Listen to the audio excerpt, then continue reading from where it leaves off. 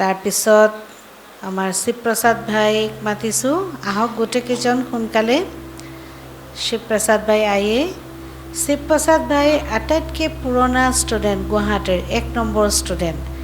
যেতিয়া বেঞ্জি গুৱাহাটীলৈ আহিছিলে তেতিয়া শিৱপ্ৰসাদ ভাই প্ৰথম ষ্টুডেণ্ট আছিলে।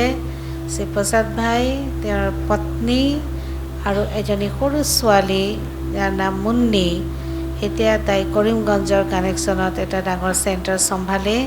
তেওঁলোকে আহিছিলে। আৰু তাৰপিছত আমাৰ মুনীন ভাই আছিলে। आइए शिवप्रसाद भाई, आपको तो जानता भी नहीं होगा कई लोग। एया शिवप्रसाद भाई 1 নম্বৰ ষ্টুডেণ্ট। তন মন ধন, বেঠো বেঠো, বহক বাইদেউ বহক।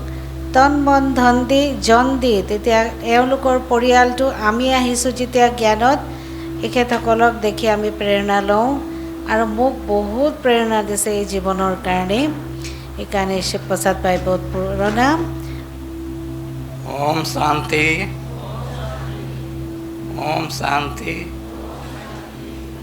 ओम शांति। परमपिता परमात्मा श्री बाबा की बहुत कृपा है गुवाहाटी सेंटर के ऊपर,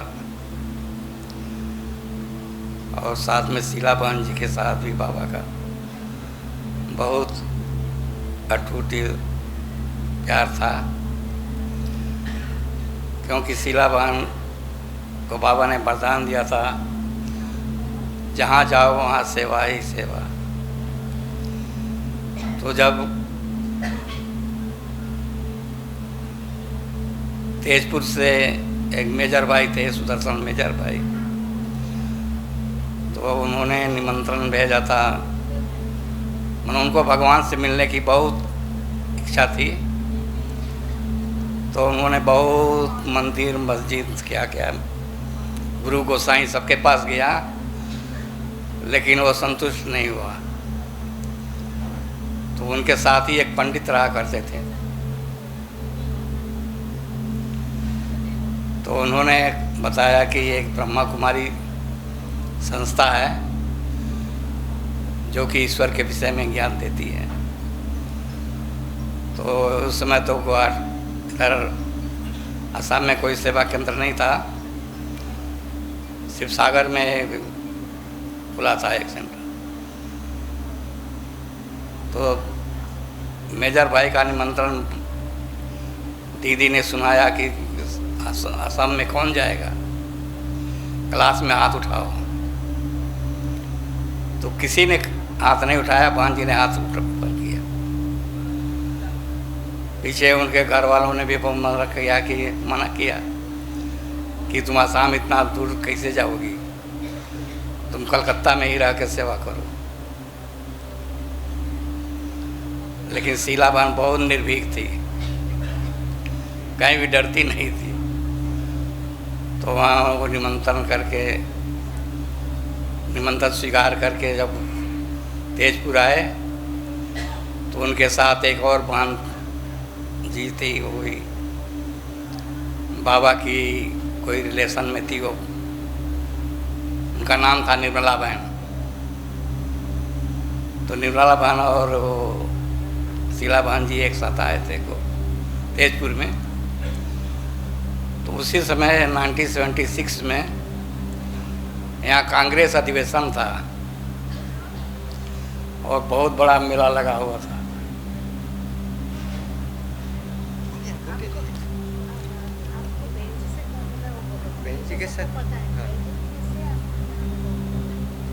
नहीं तो वही तो बता रहा।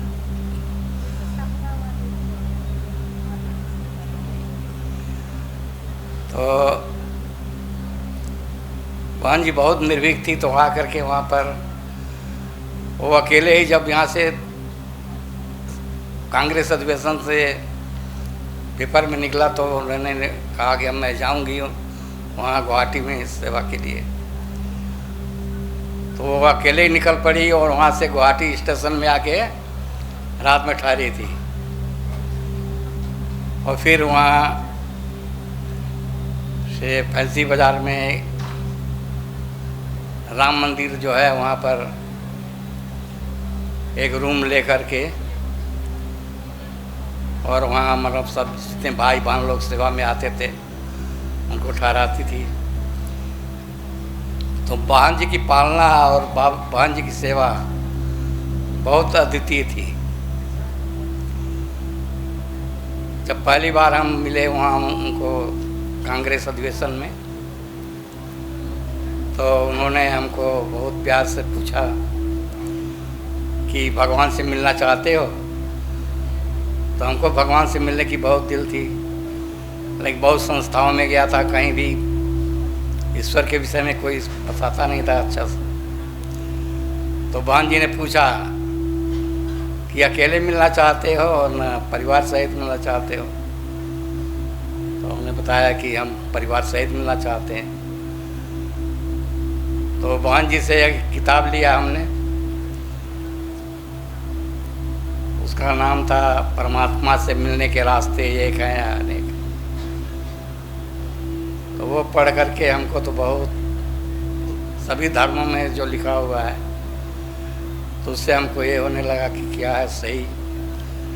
मेरे को संशय हो गया भक्ति मार्ग में। फिर बहन जी के पास गया वहाँ कांग्रेस अधिवेशन जवाहर नगर में। तो बहन जी ने बताया कि आपको हमारे यहाँ आना पड़ेगा, हम राम मंदिर में ठहरे हुए हैं, वहाँ 7 दिन कोर्स करना पड़ेगा। तो वहाँ पर हमने 7 दिन कोर्स किया। तो उसमें शीला बहन नहीं थी, तो शीला बहन चली गई।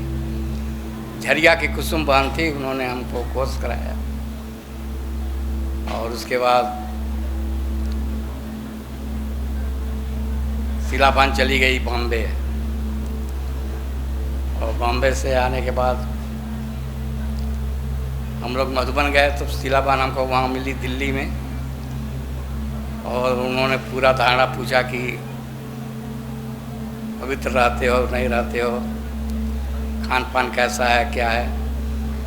तो बिना हमको मतलब कोई क्लास नहीं किया, कुछ नहीं किया, लेकिन बहन जी हमको बोला चलो बाबा से मिलने के लिए चलो। तो अपने खर्चे से, मेरे पास तो कोई पैसे नहीं थे, इतने ले गए थे, दिल्ली प्रोग्राम में गया था। तो बहन जी ने अपना पैसा, यज्ञ का पैसा दे करके हमको मधुबन ले गया। और बाबा ने वहाँ बाबा से हमको मिलवाया। उसके बाद फिर रिटर्न के टिकट भी दिए हमको, और ऐसा हुआ कि वो हमारा टिकट भी गुम हो गया। फिर बहन जी ने दोबारा टिकट करवाया। और उसके बाद जब हम ट्रेन में आ रहे थे तो निर्मला बहन साथ में थी, उन्होंने कहा कि अब गुवाहाटी में सेंटर खोलना है। तो हमको तो एक बहन जी और कलकत्ता की थी, नेपाली माता, उन्होंने बताया कि सेंटर खोलने में जो निमित्त बनते हैं तो उनको ही खर्चा देना पड़ता है। तो हमारा तो मन इतना खुशी में नाच रहा था, भगवान मिल गया और हमारा खुशी तुरंत गुम हो गया कि मैं कैसे मैनेज करूँगा। तो फिर उन्होंने बताया कि बाबा है।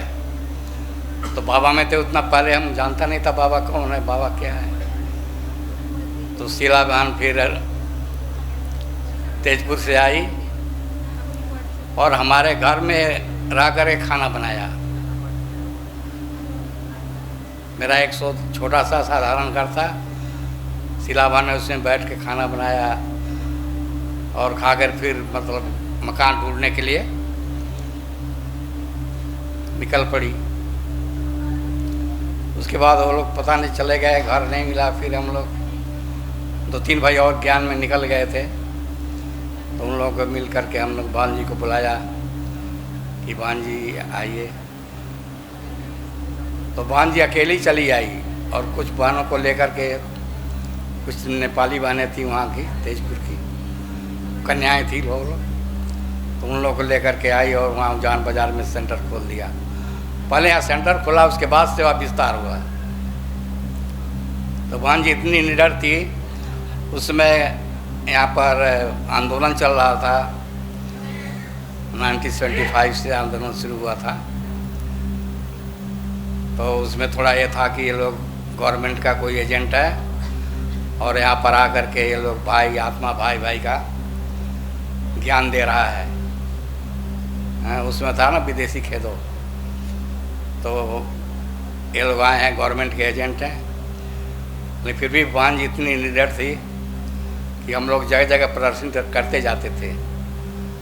भांजी खुद जाती थी, वहाँ मिलती थी मंदिरों में, जहाँ प्रदर्शन करना होता वहाँ उनको जगह मिल जाता था और उस सेवा में हमेशा आगे रहती थी।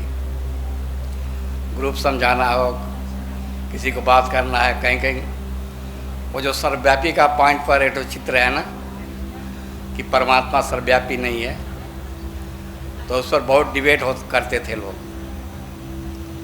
तो भांजी उनका बहुत अच्छा से उनका ये करती थी समाधान। और उसके बाद मतलब निडर होकर के सेवा करती रही। भांजी के अंदर एक था कि रोज़ सेवा, रोज़ सेवा, सेवा सेवा। तो आज प्रदर्शन कहीं लगा है, फिर दूसरे तीसरे दिन कहीं प्रदर्शन लगा है, ऐसे हमेशा सेवा करते रहे। तो धीरे धीरे धीरे धीरे भाई बहन निकलते रहे। जुनाली बहन जब 79 में वहाँ चीनी कुटी में घर मिला, वहाँ से निकली। इन लोगों को बहुत पालना दिया। फिर नीचे सेंटर आया, वहाँ पर कविता बहन वगैरह सब निकली। पहले इनके पिताजी गोस्वामी भाई जी थे, तो वो निकले थे। उनके बाद उनका पूरा परिवार। इनकी माता जी बहुत अच्छी थी, उनको भांजी बहुत प्यार करती थी, वो भी भांजी को बहुत प्यार करती थी। हाँ, वो बिना भांजी को पूछ करके सेंटर से नहीं जाती थी। बोलती थी भांजी ये अब नहीं बोलेगी तो हमको गाड़ी नहीं मिलेगा, अब बोल दो जाओ तो जाएंगे, नहीं तो नहीं रहेंगे। तो इस तरह से भांजी सबको पालना दे करके हमारे चीनी कुटी के नीचे जो सेंटर था उसमें हमारे बख्तियारी भाई, लाकर भाई, दीपक भाई और मुनिन भाई, जितने भाई लोग, फूफन भाई, चेटिया भाई, इन लोगों को बहुत पालना दिया भांजी ने। और इन लोगों के द्वारा धीरे धीरे ये ज़मीन भी गवर्नमेंट को अप्लाई करने के लिए हमारे डीसी भाई थे, अंडर सेक्रेटरी बख्तियारी भाई थे और हमारे एक मजिस्ट्रेट भाई थे मेदी भाई। तो इन लोगों के सहयोग से और भांजी के ये से फिर ये जगह मिला। और जब से ये जगह मिला यहाँ पर भांजी ने अथक पुरुषार्थ के द्वारा एक घर बनवाया। भले वो घर बना, इसके बाद ये, और इसके बाद यहाँ धीरे धीरे करके भांजी जब वहाँ चीनी कुटी में ही थे तभी मणिपुर में बहनों को भेजा। मणिपुर की सेवा शुरू हुई, उसके बाद नलवारी की सेवा शुरू हुई, मेघालय की सेवा शुरू हुई। सब जगह भांजी जा करके मतलब जगह ठीक करके सेवा करती थी और इस तरह से सेवा बढ़ती गई। लेकिन भांजी का तबीयत खराब ही था, रहता था, तो भी टेबलेट खाकर, गोली खा कर के सेवा में वो निकल जाती थी। तो उनका सर्विस से बहुत प्रेम था और भांजी का बहुत ध्यान का भी पाठ था। वो ट्रांस में भी जाती थी, तो भोग में संदेश भी लाती थी। लेकिन बीच में ये पाठ मधुबन से डायरेक्शन आया कि कोई ध्यान नहीं। तो इस तरह से सेवा करते करते भांजी का तबीयत भी खराब होने से वो सेवा पर एकदम निकल जाती थी। तो उन्हीं की सेवा से, उन्हीं की योग साधना से आज आपका हमारा परिवार इतना